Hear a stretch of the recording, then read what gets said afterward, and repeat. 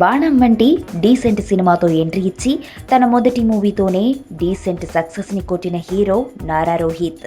Nara Rohit regular commercial చిత్రాలను ఎంచుకోకుండా తనకంటూ ప్రత్యేకతను క్రియేట్ చేసుకున్నాడు. హీరో నారా రోహిత్ కథానాయకుడిగా నటిస్తున్న చిత్రం రాజా చెయ్యి వేస్తే.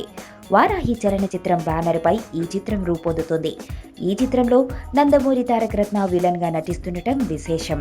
ఇలా నారా, నందమూరి హీరోలు కథానాయకుడు, ప్రతి కథానాయకుడు పాత్రల్లో నటిస్తుండటంతో ఈ మూవీపై హైప్ క్రియేట్ అయింది. ఇక ఈ మూవీకి సంబంధించిన ఆడియో విడుదల కార్యక్రమాన్ని మార్చి 25న విజయవాడలోని సిద్ధార్థ్ పబ్లిక్ స్కూల్లో నిర్వహిస్తున్నారు. ఈ కార్యక్రమానికి ఆంధ్రప్రదేశ్ ముఖ్యమంత్రి నారా చంద్రబాబు నాయుడు ముఖ్య అతిథిగా రానున్నారు. అలాగే ఈ ఆడియో ఫంక్షన్కి బాలయ్య దూరంగా ఉండే ఛాన్స్ ఉందని అంటున్నారు.